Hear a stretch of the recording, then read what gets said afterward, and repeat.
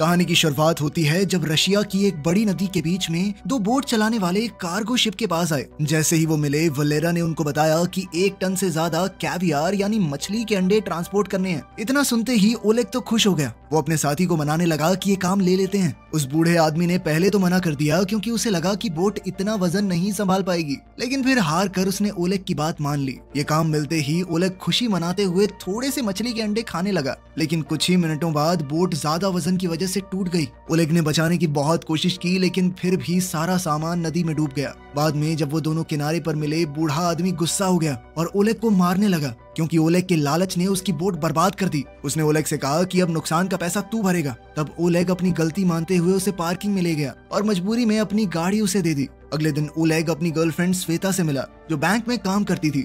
Oleg ने कहा कि उसे फिर से लोन लेना पड़ेगा, लेकिन श्वेता ने कहा कि अब तो कोई बैंक उसकी मदद नहीं करने वाला। फिर ओलेग ने अपनी गर्लफ्रेंड से कहा कि बैंक का पैसा चुरा लें, लेकिन श्वेता ने मना कर दिया और कहा कि ऐसा करने से प्रॉब्लम और बढ़ जाएगी। थोड़ी देर बाद ओलेग अपनी साथी के साथ वहाँ से निकल गया। श्वेता ने देखा कि ओलेग के पास एक नई गाड़ी है जो गंदगी और मछलियों के टुकड़ों से भरी हुई थी। अपने बॉयफ्रेंड की प्रॉब्लम सॉल्व करने के लिए श्वेता ने उसे याद दिलाया कि पापा तुम्हें थोड़ा पैसा दे सकते हैं, वैसे ही सब उन्हें घर बेचने के लिए कहते रहते हैं, तुम उन्हें मना लो, फिर मेरे हिस्से जो आएगा वो तुम्हारा। लेकिन ओलेग ने मना कर दिया कि वो अपने आप को नीचा नहीं दिखाना चाहता।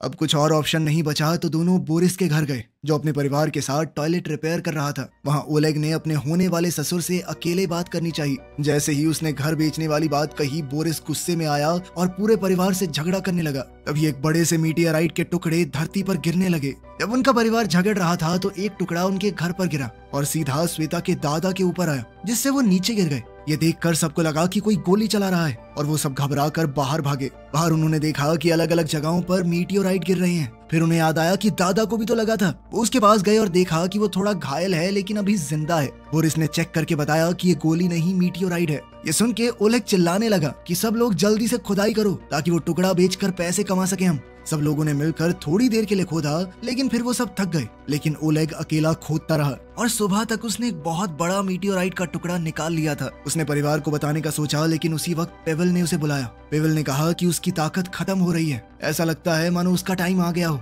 ओलेग ने कहा कि रुकिए, मैं एम्बुलेंस बुला रहा हूँ, लेकिन पेवेल ने उसे रोका और कहा कि मैं अपनी जिंदगी में सब कुछ देख चुका हूँ, अब मुझे कुछ और नहीं चाहिए। इसके बाद बूढ़ा आदमी उसके सामने ही चल बसा। ओलेग टेंशन में श्वेता को बताने गया, लेकिन श्वेता ने उसे इग्नोर कर दिया और सोती रही। ओलेग को ये नहीं पता था कि मीटियोराइट अपनी शेप बदल चुका है और अब वो एक जामुनी रंग का लिक्विड बन गया था। ओलेग ने फैसला किया कि वो इंतजार करेगा जब तक पूरा परिवार उठता नहीं। थोड़ी देर बाद वो भी सो गया। फिर टैलिक ने उसे जगाया और कहा कि यहाँ कुछ बहुत गलत हो रहा है। टैलिक ने पूछा, श्वेता कहाँ है? जब ओलेग ने बेड देखा तो पता चला कि उसकी गर्लफ्रेंड गायब हो गई थी। वो अपने ससुर के साथ नीचे गया। टैलिक ने बताया कि कुछ मिनटों पहले बोरिस ने गलती से वो लिक्विड गिरा दिया था और उसके बाद से बहुत अजीब चीजें होने लगी हैं। फिर ओलेग ने देखा कि शाशा, परिवार की सबसे छोटी लड़की, अपने हाथों से लोहा तोड़ रही है, जैसे उसके पास 100 हाथियों की ताकत आ गई हो। थोड़ी देर बाद ओलेग ने देखा कि रीटा सीढ़ियों की रेलिंग के पास खड़ी थी और उसे लगा कि शायद श्वेता के साथ कुछ बुरा हुआ है। वो बेडरूम गया, वहाँ उसने श्वेता की आवाज सुनी, लेकिन वो दिख नहीं रही थी। वो कुछ समझ नहीं पाया, पर तभी नीचे से चिल्लाने की आवाज सुनाई दी। वापस नीचे आकर ओलेग ने देखा कि बोरिस एक कमरे का दरवाजा तोड़ने की कोशिश कर रहा है। अंदर से रीटा जोर जोर से चिल्ला रही थी। घबराहट में बोरिस ने जोर से दरवाजा तोड़ा और सबने देखा कि रीटा छत के ऊपर तैर रही थी। वो चाहकर भी नीचे नहीं आ पा रही। सब मिलके रीटा को खींच के डाइनिंग रूम तक ले आए। वहाँ उन्होंने देखा कि श्वेता का आधा शरीर गायब हो गया है। ये देखकर सारा परिवार चिल्लाने लगा। उसी वक्त वो बूढ़ा आदमी जो मरा था, पेवेल, वापस आ गया, जैसे वो दोबारा जिंदा हो गया हो, और ओलेग घबरा गया। इतनी उथल पुथल में सब रीटा के बारे में भूल गए और उसे छोड़ दिया और वो छत के छेद से बाहर निकल गई। वो हवा में उड़ती हुई थोड़ी दूर तक गई, लेकिन उसकी पावर अचानक खत्म हो गई और वो नीचे गिर पड़ी। उसके बाद श्वेता फिर से दिखने लग गई और पेवेल दोबारा जमीन पर गिर गया, मानो वो दूसरी बार मर गया हो। रीटा को बचाने के बाद परिवार अब एक साथ बैठ गया और सोचा कि शायद मीटियोराइट ने उन्हें सुपर पावर्स दे दी हैं। तब उन्होंने देखा कि टैलिक और ओलेग के पास कोई पावर नहीं है। वो समझने की कोशिश करने लगी कि ऐसा क्यों हुआ। इस बीच श्वेता ने फोन करके एम्बुलेंस बुला ली। उस वक्त ओलेग ने देखा कि जैसे ही श्वेता परिवार से दूर गई, सबकी पावर्स खत्म हो गई और साथ ही पेवेल फिर से लुढ़क गया।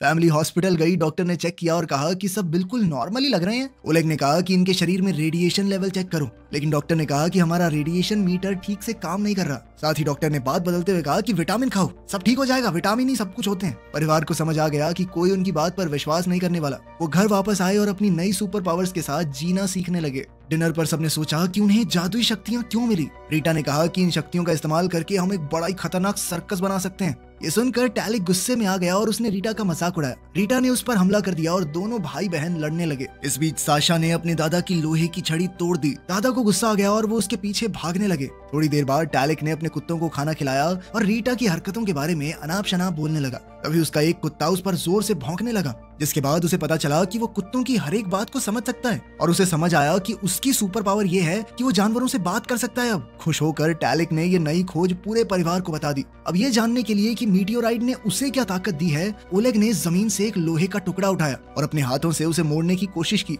लेकिन वो नहीं मुड़ा और फिर शर्मिंदा होकर वो घर के अंदर वापस चला गया। सुबह ओलेग बाकी परिवार को जगाने लगा, लेकिन जब वो पेवेल के कमरे में गया तो उसने देखा कि बूढ़ा आदमी रस्सी से लटक रहा है, लेकिन फिर भी उसे कुछ नहीं हुआ। अब वो अमर हो चुका था, किसी भी तरीके से मर नहीं सकता। जिसके बाद उसने ओलेग से कहा कि बेटा मैं मर तो नहीं रहा, लेकिन रस्सी से मुझे छुड़वा दो। उसी वक्त बोरिस टॉयलेट पर बैठा, लेकिन अचानक वो टेलीपोर्ट होकर बाहर चला गया और फिर हैरान और परेशान होकर वापस बाथरूम में आया। जब वो फिर से टॉयलेट जाने की कोशिश करने लगा तो फिर से टेलीपोर्ट होकर बाहर आ गया और परिवार वाले हैरान हो गए कि ये हो कैसे रहा है। सारे सवालों से तंग होकर बोरिस ने कहा कि अब मैं दोबारा करके नहीं दिखाऊंगा, टॉयलेट जाना है मुझे, मैं टॉयलेट नहीं जा पा रहा हूँ। फिर उसने अपने पूरे परिवार को अपने साथ अपनी पसंदीदा मछली पकड़ने वाली जगह पर चलने के लिए कहा, क्योंकि वहाँ जाकर उसका दिमाग शांत हो जाता था। जब वो लोग वहाँ पहुंचे, रीटा अपनी ताकत से झील के ऊपर उड़ने लगी और टैलिक एक कुत्ते के पास बैठकर अपने फोन की वीडियोस उसे समझा रहा था। इसी बीच ओलेग ने बोरिस से कहा कि मेरे पास एक आइडिया है, हम सब की पैसों की दिक्कत खत्म हो जाएगी। लेकिन बोरिस ध्यान से नहीं सुन रहा था, वो तो बस टेलीपोर्ट होने की ट्रेनिंग करने में लगा हुआ था।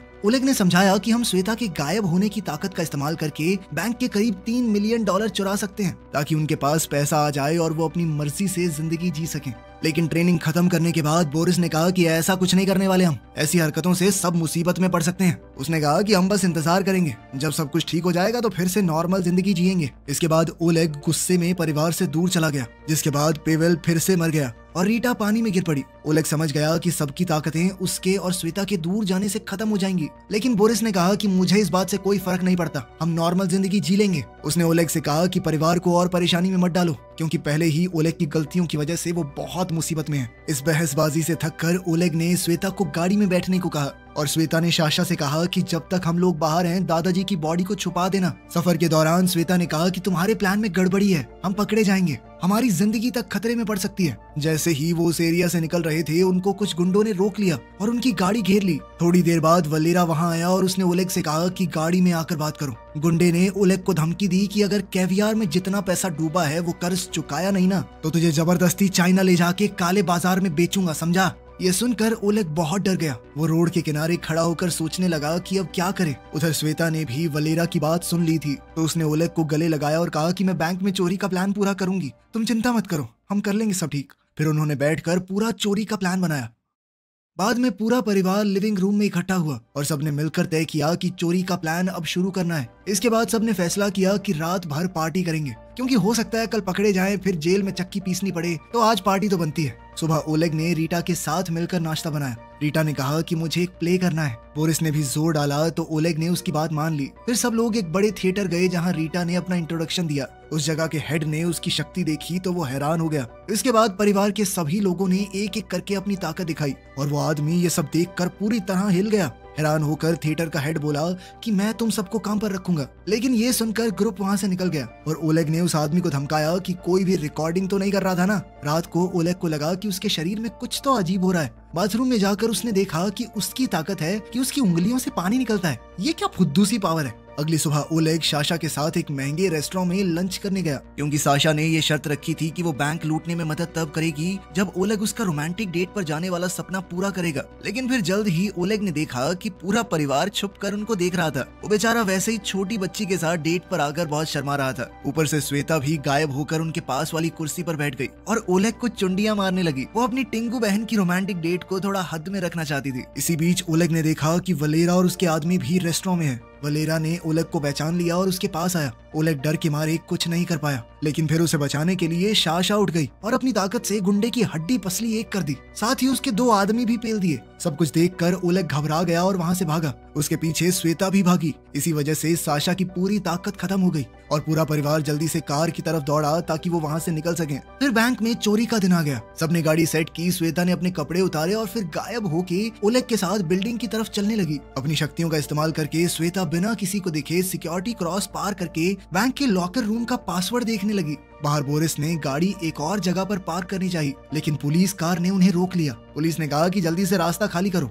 टैलिक ने सोचा कि अगर दूर गए तो श्वेता की ताकत चली जाएगी। बोरिस ने टाइम पास करने की कोशिश की और रास्ता छोड़ने से मना कर दिया। पुलिस ने गुस्से में गाड़ी की फोर्स से उन्हें धक्का दिया और उस जगह से दूर कर दिया। इसी वजह से पेवल फिर से मर गया और श्वेता अचानक दिखने लगी। बैंक के अंदर मौजूद सभी लोग शॉक हो गए। ओलेग तुरंत बाहर भागा और परिवार के साथ मिलकर बूढ़े को बिल्डिंग के पास खींच लिया, जिससे श्वेता की पावर वापस आ गई। लेकिन प्लान तो फेल हो गया था। वो सब जैसे ही निकलने लगे, पुलिस की एक गाड़ी ने पीछे से उन्हें रोक लिया। उन्होंने पहले ही बोरिस को वार्निंग दे रखी थी, तो पुलिस वाले के आने से पहले वो वहाँ से टेलीपोर्ट हो गया ताकि बात और न बढ़ जाए। लेकिन गलती से पुलिस की गाड़ी के अंदर ही टेलीपोर्ट हो गया था वो। भैया ये गाड़ी आपकी है? अच्छी है बहुत। घर लौटने के बाद बोरिस ने कहा कि आज तो ओलेग की वजह से बच गए। गुस्से में ओलेग ने सबको डाइनिंग रूम में बुलाया और कहा कि तब तक कोई कुछ और काम नहीं करेगा जब तक चोरी पूरी नहीं होती। रीटा ने कहा कि मुझे अभी भी प्ले करना है, लेकिन सबने मिलकर उसे चुप करवा दिया। अपनी बेइज्जती से परेशान होकर वो बाथरूम में रोते हुए भाग गई। ओलेग को बुरा लगा और उसने फैसला किया कि उसका शो कर देते हैं ना। शो की रात रीटा बहुत घबरा गई। वो गलती से दूसरी ओर मुड़ गई और पूरी बिल्डिंग में उड़ने लगी। ओलेग और श्वेता अलग हो गए ताकि रीटा को पकड़ सकें, लेकिन रीटा के मिलने से पहले ही वलेरा वहां आ गया और उसने ओलेग के मुंह पर मुक्का दे मारा, जिसके बाद ओलेग तुरंत ही बेहोश हो गया। थिएटर का हेड अपना प्ले बिगड़ने से बहुत नाराज था। उसने बदला लेने के लिए कहा कि ओलेग को पब्लिक के सामने सजा दो। उसे स्टेज के पर्दे के पीछे फेंक कर बहुत मार पड़ी। थोड़ी देर बाद ओलेग बाहर आया और अपने परिवार से मिला। श्वेता ने अपने बॉयफ्रेंड को ऐसे देखकर पूछा कि क्या हुआ तुम्हें? बस मेरा हो गया है, थक गया हूँ मैं, ओलेग ने कहा। ये परिवार बेवकूफ और मतलबी लोगों का झुंड है और कुछ नहीं। उसने गुस्से में सबको कह दिया कि चाहे तुम्हारे पास पूरी दुनिया की ताकत आ जाए, फिर भी तुम बेवकूफ ही रहोगे। उसने ये भी कहा कि अपना कर्ज मैं अकेले चुकाऊंगा और फिर सबको वहीं छोड़कर वो चला गया। लेकिन बोरिस ने कहा कि इस परिवार से कोई दूर नहीं जाता। उसने अपने दामाद को पकड़ा और जबरदस्ती बैंक ले गया। वहाँ सबने अपने प्रोफेशनल मास्क पहने। रीटा ने एक बड़ी चेन लेकर दीवार पार की और साशा ने ट्रक धकेल कर गली का रास्ता बंद कर दिया। इसके बाद बोरिस टेलीपोर्ट होकर अंदर चला गया,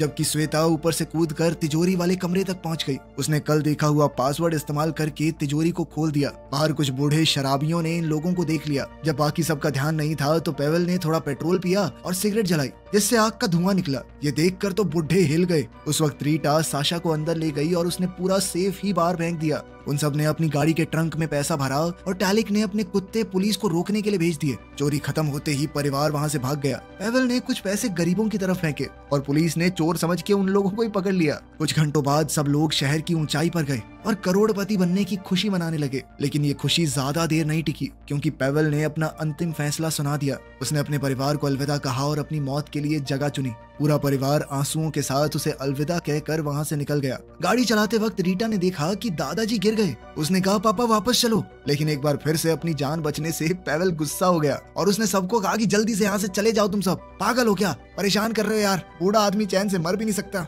और इसने आइडिया दिया कि हम एक बड़ा सा घर खरीद के सब साथ में रहेंगे, लेकिन सबने कहा कि पैसा बांट लो, ठीक है, सबके अपने प्लान है। बोरिस ये सोचकर उदास हो गया कि कोई उसके साथ नहीं रहना चाहता। तब पेवल ने कहा कि देखो मैंने पुलिस को बुला दिया है, अगर जल्दी से यहाँ से नहीं गए ना तुम लोग तो सबके सब फंसोगे, जेल में रहोगे तुम, समझे।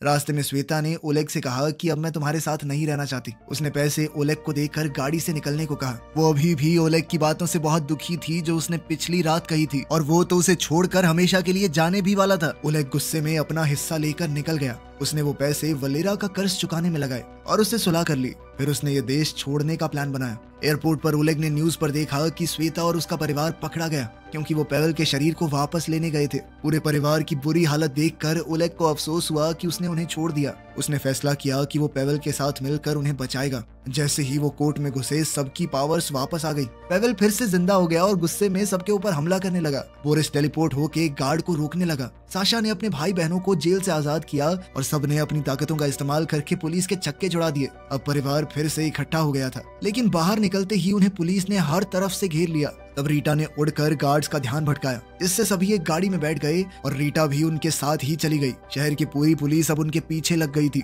एक पुलिस की गाड़ी उनका पीछा छोड़ ही नहीं रही थी। इससे इरिटेट होकर बोरिस ने टेलीपोर्ट होकर पुलिस की गाड़ी का क्रैश करवा दिया। थोड़ी देर बाद एक और गाड़ी साइड से आई और साशा ने जोर लगाकर उसे धक्का दिया, जिसके बाद गाड़ी उलट पुलट गई। अब ओलेग को सामने कई सारी गाड़ियां नजर आई। उसने कोशिश की कि एक्सीडेंट ना हो, लेकिन फिर भी उनकी गाड़ी एक फ्रूट स्टॉल से टकरा गई। विंडशील्ड के ऊपर मिट्टी ही मिट्टी हो गई थी। ओलेग खुश हुआ कि अब तो उसकी ताकत काम आएगी। उसने अपनी उंगली से पानी छिड़क कर गाड़ी का शीशा साफ करते हुए आगे चलाई, लेकिन परिवार को पुलिस वालों ने रोड ब्लॉक से घेर लिया। तब साशा ने पोल पकड़कर गाड़ी घुमाई और सबको वहां से निकाला। फिर उन्होंने गलियों से निकलने की कोशिश की। जब पता चला कि पुलिस ने चारों तरफ से घेर लिया है, तो रीटा ने गाड़ी को उड़ा दिया। गाड़ी हवा में उड़ने लगी और पीछे लगी हुई पुलिस से वो लोग बच निकले। इस सब के बाद ओलेग फिर से वलेरा से मिला। उसने मदद के लिए शुक्रिया कहा, क्योंकि वलेरा अपनी कार्गो शिप में छुपाकर पूरे परिवार को चाइना भेजने का इंतजाम कर चुका था। तैयारी के बाद परिवार एक बड़े कंटेनर में बंद हो गया, जो और कंटेनर्स के बीच में शिप पर रखा हुआ था। अब वो सभी लोग एक नई शुरुआत करने एक